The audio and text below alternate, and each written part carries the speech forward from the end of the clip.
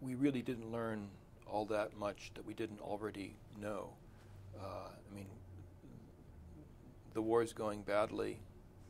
The leaks confirm, I think, that the war is going badly.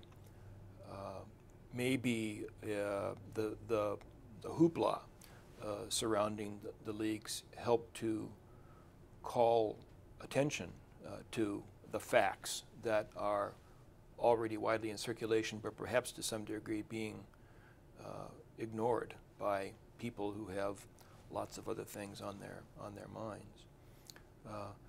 In a sense, I think I'm of two minds about the ethics of the leak. On the one hand, I believe that the government conceals things from citizens that should not be concealed, that there's an over classification of material that doesn't need to be classified, that classification is frequently intended not to conceal things from our adversaries, but to keep us in the dark and to conceal the government's own mistakes.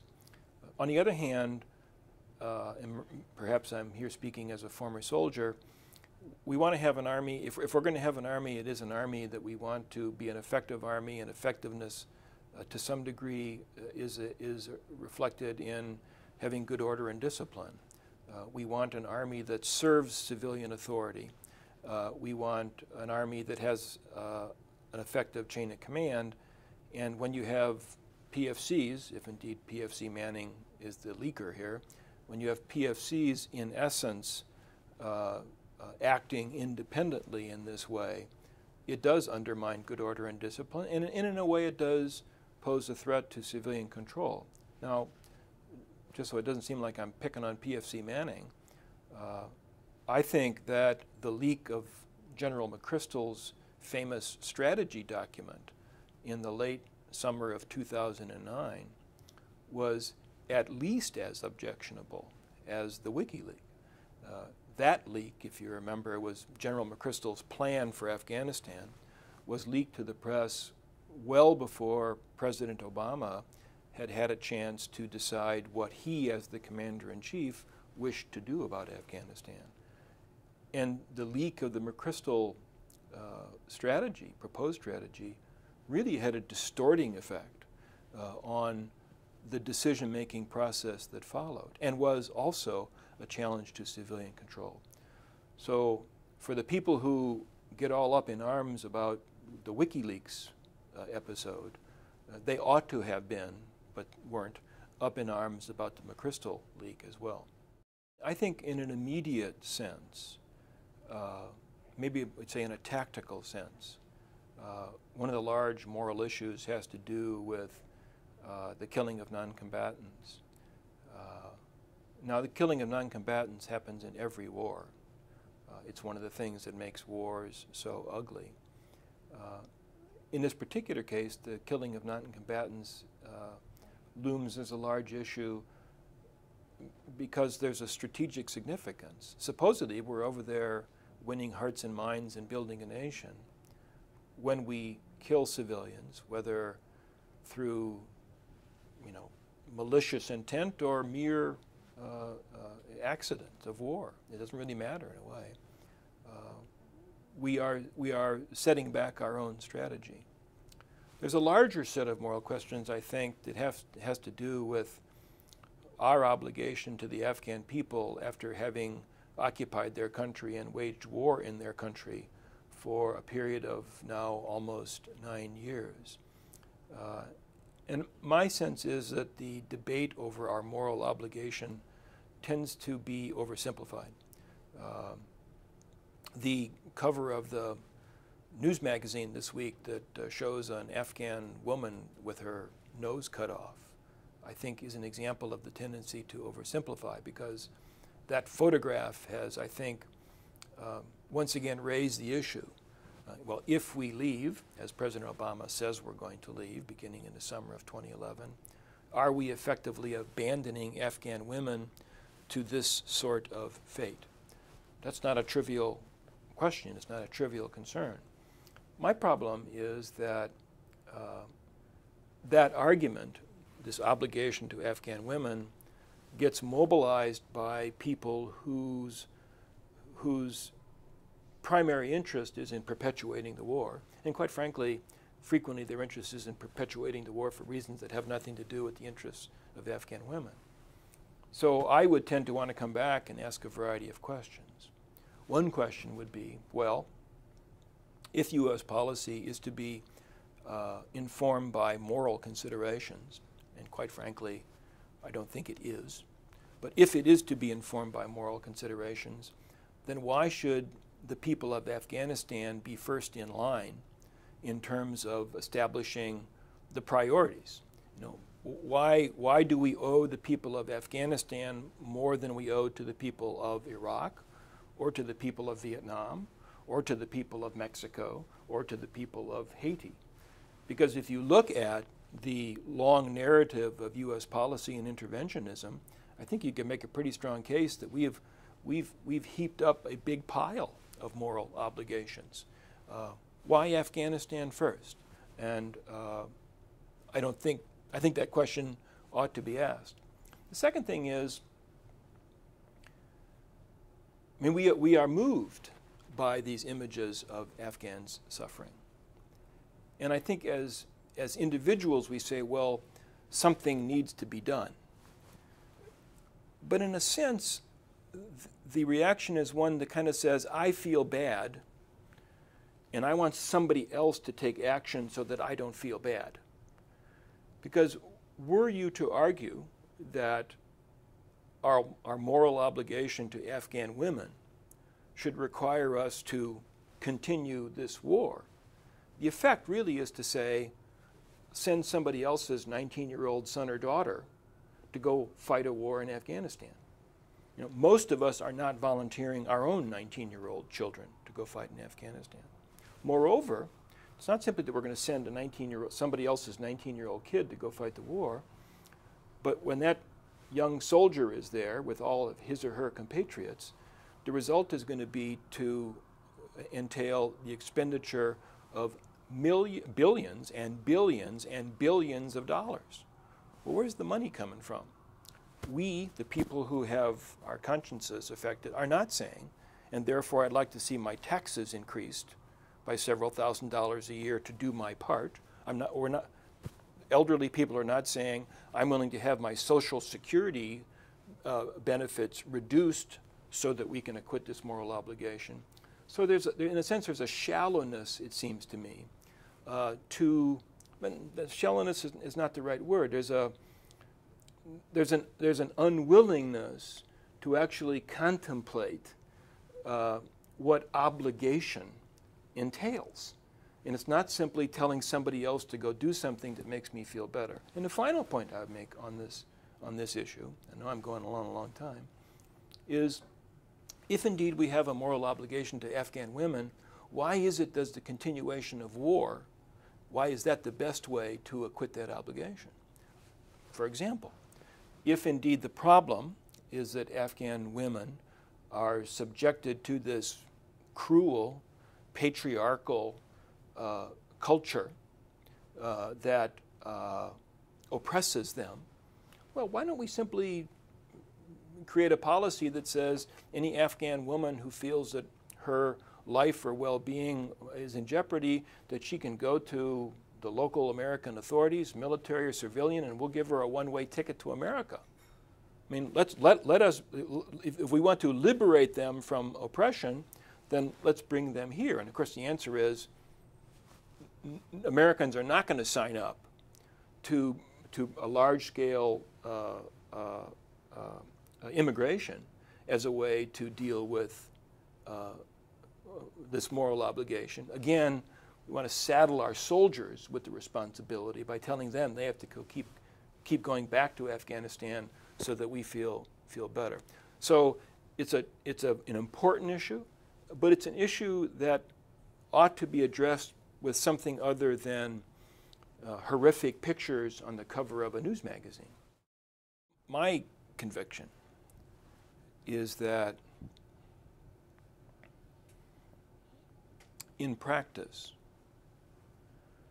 no policy is sustainable unless that policy serves the interests of the self-interest of the nation.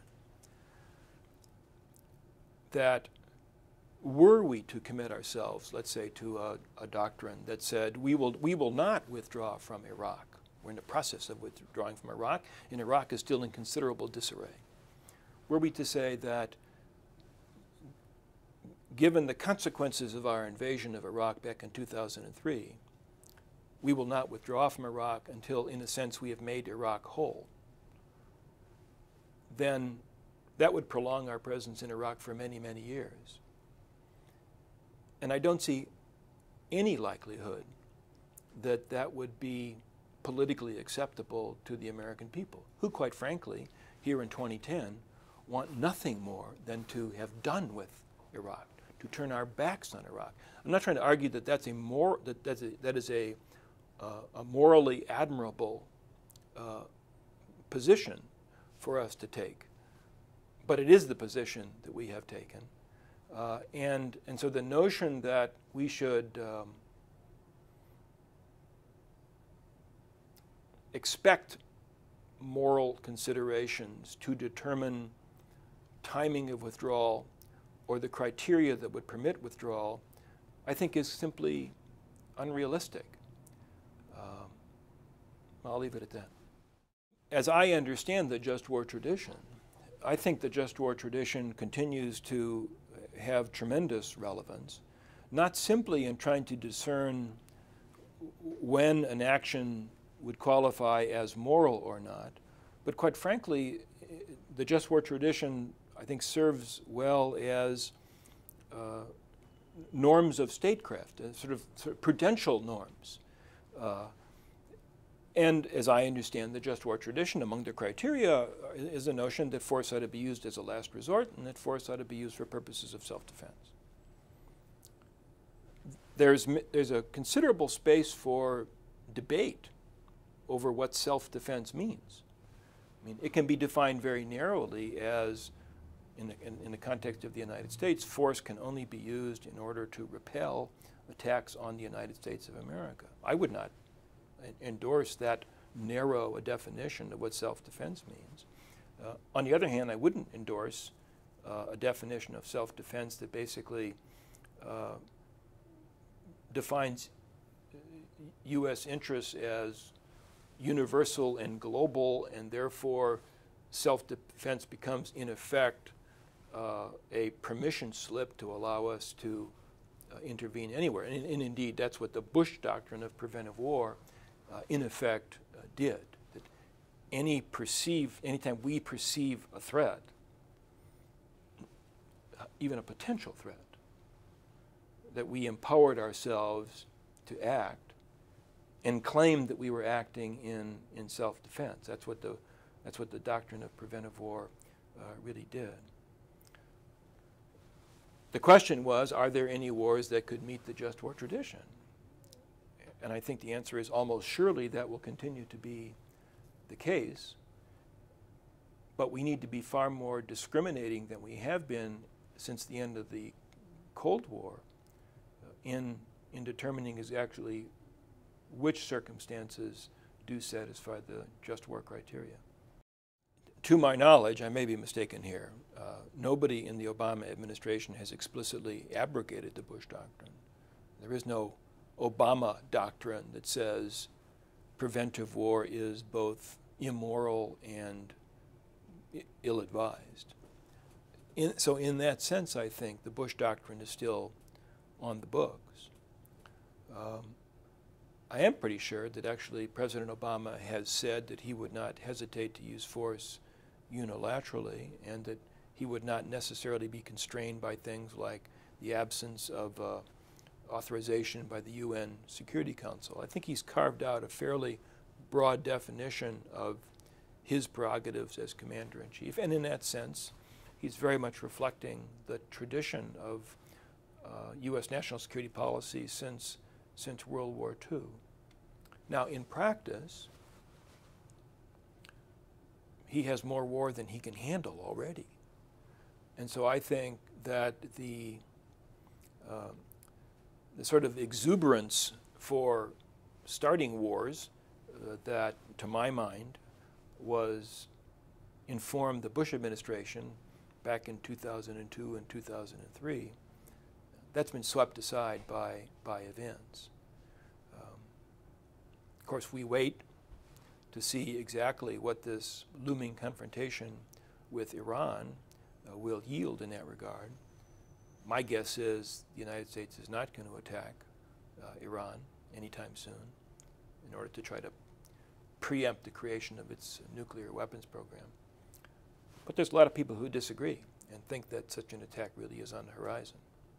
I was critical of sanctions under Clinton, and this was the Iraq sanctions, because they were being implemented in such a way that, at least according to reports by the United Nations, the result of sanctions was to inflict great suffering on the Iraqi people without any apparent political gain.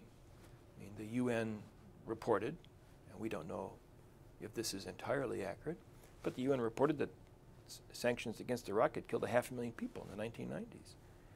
And that what appalled me was the famous remark by Madeleine Albright in a television interview, and she was asked about this, and I'm sure she regretted the remark pretty quickly, but nonetheless, when she said, well, we think it's worth it. And I just found that so callous and so insensitive that she needed to be called on that. My sense is that most Americans believe that wherever we are in the world and whatever we're doing, whether it's fighting a war in Iraq or Afghanistan, or fighting a war in Vietnam, or fighting a war in Korea, or you name it, most Americans accept the argument offered by whoever happens to be in the White House, that we are over there doing what we do because there is this looming threat over there to which we are obliged to respond. In other words, we are reacting to problems, and our motivation is one largely of self-defense. And I've come to believe that that is an inadequate explanation for why we do what we do in the world. And I think a better explanation for why we do what we do has to do with the perception of domestic imperatives. That domestically there emerges a definition of what it is we need to do to sustain the American way of life. The broadest definition of what we need to do to sustain the American life is one that says we need to transform the world. Or to use slightly more religious language, that we need to save the world. Or to use equally expansive but less explicitly religious language, that we need to liberate the world. And this claim on our part is something that really goes back to the founding of Anglo-America. One of the courses I teach at BU, we survey an array of documents that I suggest to my students reflect the evolution of thinking about U.S. policy. And the first document we read is John Winthrop's famous sermon on the deck of the Arabella, 1630, on the eve of the founding of Massachusetts Bay Colony, when he assembles his followers, and he says, we are called upon by God to found a city upon a hill.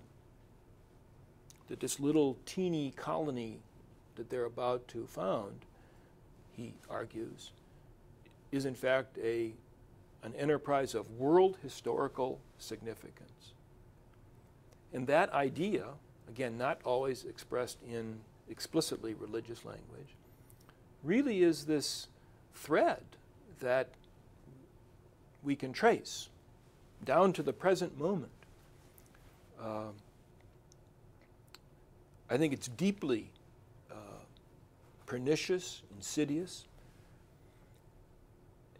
and if in a pragmatic sense it once actually served a useful purpose. In other words, there was a time when claiming that we were called upon by God to transform the world which gave us the permission slip to do whatever we wanted. There was a time when acting on that idea served to make us richer and more powerful. But that time is now past. The notion of American exceptionalism, or as I call it in this, the new book, the American Credo, is not making us richer and more powerful. It's actually depleting our wealth, and to my mind is, in fact, increasing the threats that we face. And I think that the events in Iraq and Afghanistan really support that notion. I mean, we've been in Afghanistan for almost 9 years. We're there because we claim that our presence is not only good for the Afghan people, but we claim it is going to bring stability to that part of the world and to decrease the animosity toward us in the Islamic world. Well, it hasn't worked that way. We're making that part of the world more unstable. And if anything, we are simply playing into the hands of the violent jihadists by sending recruits their way. I'm a Catholic, and I believe that Catholicism has much to say about the efficacy of war and the appropriateness of using force, about issues related to moral obligation to our fellow man and how best to acquit that obligation. And the thing that just I find so sad and so tragic is that at a time when the Catholic Church should be able to speak and be listened to, or at least be heard, the Church has utterly squandered its moral authority in this seemingly never-ending clergy sex abuse scandal. I mean, why would anybody, and I say this with great sadness, why would anybody listen to what the American bishops have to say about important issues of public policy when they have so manifestly failed to manage the internal affairs of the Church in ways that are consistent with Catholic Christian belief and values? So, and one of the reasons I think that voices that really speak from a militarized perspective, one of the reasons those voices carry the weight that they do is because religious voices are not taken seriously and frankly are not being heard in any significant way.